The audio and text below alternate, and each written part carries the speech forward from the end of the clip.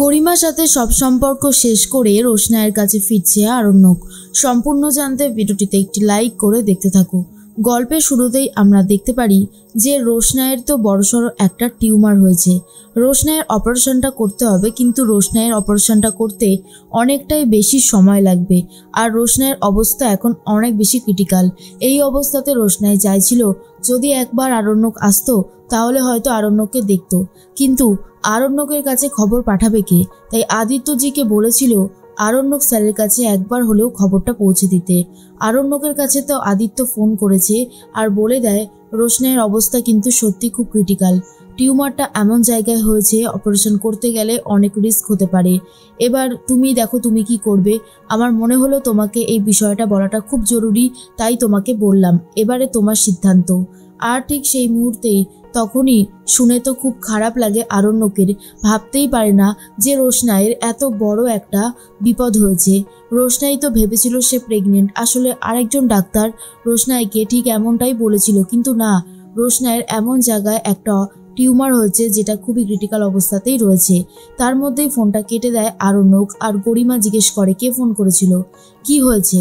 আরণ্যক বলে রোশনাইয়ের একটা বড়সড় টিউমার হয়েছে, ওকে অপারেশন করতে হবে, আর তার থেকেও বড় কথা ও প্রেগনেন্ট নয়। আমি একবার ভাবছি যাব, কিন্তু গরিমা বলে অসম্ভব। তুমি যদি এবারে এই কাজটা করো না আরণ্যক, তাহলে আমি আর তোমার সাথে থাকবো না। কালকেই তোমার সাথে আমার শেষ দিন হবে। তখনই আরণ্যক বলে দেখো গরিমা, প্লিজ বোঝার চেষ্টা করো, একটা মানুষ অসুস্থ। আমি যদি না যাই তাহলে এই ব্যাপারটা মোটেও ভালো লাগবে না।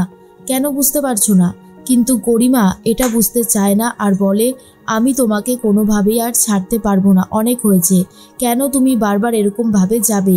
আমার যে কতটা খারাপ লাগে সেটা তুমি বুঝতে পারো না? তুমি কিন্তু এই অন্যায়গুলো করতে পারো না। আমি তোমাকে কোনোভাবেই যেতে দেব না, কিন্তু আরণ্যককে কেউ আটকাতে পারবে না। এদিকে দেখা যায় রোশনাই আদিত্যজিকে জিজ্ঞেস করে আচ্ছা স্যারজি কি বললো, স্যারজি কি আসবে? তখন আদিত্য বলে আমি তো জানি না রোশনাই, তবে ওনাকে যা বলার আমি বলেছি, আশা করছি উনি আসবেন। কিন্তু ব্যাপারটা কি জানো তো, ওনার তো স্ত্রী আছে গরিমা মুখার্জি, সে আসতে দেবে কিনা সেটাও কিন্তু একটা ব্যাপার। এবারে তুমি নিশ্চিন্ত থাকো, আমার জানানোর কথা জানানো হয়ে গেছে। উনি আসবে কি আসবে না সেটা সম্পূর্ণ ওনার ব্যাপার। রোশনাই বলে কাল একটা ক্রিটিক্যাল সার্জারি হতে চলেছে, জানি না আমি এরপরে আর বেঁচে থাকবো কিনা, তবুও খুব খারাপ লাগছে। তখনই আরণ্যকের কথাই বারবার ভাবছিল রোশনাই। আদিত্যজি বলে এরকম ভাবে তুমি চিন্তা করো না, তোমার এত বড় একটা অপারেশন হবে, এখন যদি চিন্তা করো প্রেশার বাড়বে, তাতে কিন্তু তোমারই ক্ষতিটা হবে। এখনো সময় আছে, একটু ভালো করে চিন্তা ভাবনা করে দেখো, তাহলেই তুমি সবটা বুঝতে পারবে। তার মধ্যেই চলে এসেছে ডাক্তার আর বলে কি হয়েছে, এত চিন্তা কিসের?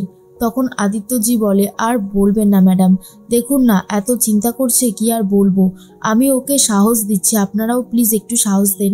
তখন ডাক্তার ম্যাডাম বলে আরে এরকম সার্জারি তো দিনে অনেকগুলো হচ্ছে আর সব পেশেন্ট ভালোও হয়ে যাচ্ছে, আপনি শুধু শুধু এসব ব্যাপার নিয়ে চিন্তা করছেন ম্যাডাম। একদম চিন্তা করবেন না, আমরা আছি তো, একটা মেডিকেল টিম বসেছে আপনার জন্য। আমরা এতদূর পড়াশোনা করেছি কি করতে, আপনাদের সুস্থ করবো বলেই তো, চিন্তা করবেন না। অন্যদিকে আরণ্যকের বেরোনোর সময় হয়ে গেছে।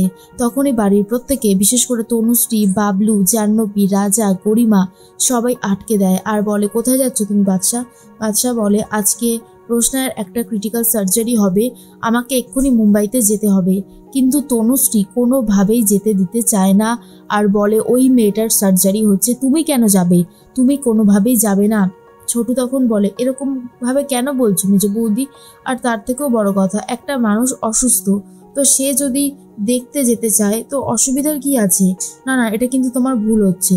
তখনই তনুশ্রী বলে দেখো ছোটু, এ বিষয়ে আমি তোমার সাথে আর একটা কথাও বলতে চাই না, আশা করি তুমি আমার কথাটা বুঝতে পেরেছো। কিন্তু আরণ্যক বলে আমি যখন ঠিক করেছি যাব তো আমি যাবই, কেউ আমাকে আটকাতে পারবে না। বাবলু তখন বলে তোমাকে আমি আটকাবো বাদশা, তুমি এই কাজটা করতে পারো না। আরণ্যক বলে আমিও তো তোমাকে অনেক কথা বলেছিলাম যেগুলো তুমি শুনতে পারতে বাবা, কিন্তু আমি তোমার কোনো কথা শুনতে ইন্টারেস্টেড নই।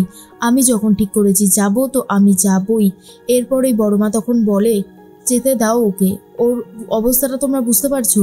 রোশনাইয়ের কিছু হলে সবারই খারাপ লাগে, তোমাদের কেন লাগে না জানি না, তবে রোশনাইও তো একটা মানুষ। কিন্তু বাবলু বলে, বড় বৌদি তুমি এসবের মধ্যে একদম ঢুকো না, আমাদের ব্যাপারটা আমাদেরকে সামলাতে দাও।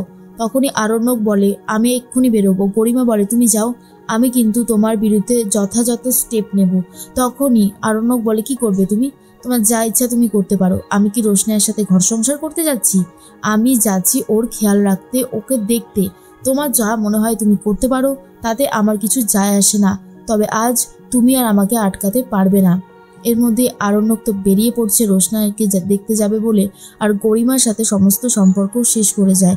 অন্যদিকে দেখা যায় যে আরণ্যক তো আসেনি এখনো। রোশনাইয়ের মনটা ছটপট করতে থাকে, কখন আসবে আরণ্যক, একটা বার দেখবে এই পৃথিবীতে। আরণ্যকই ছিল রোশনাইয়ের সব থেকে কাছের মানুষ। রোশনাই যতই আদিত্যজির সাথে থাকুক না কেন, সে আরণ্যককেই ভালোবাসে। আর এদিকে আরণ্যক কিন্তু বাড়ি থেকে বেরিয়ে পড়েছে শুধুমাত্র রোশনাইয়ের সাথে দেখা করবে বলে।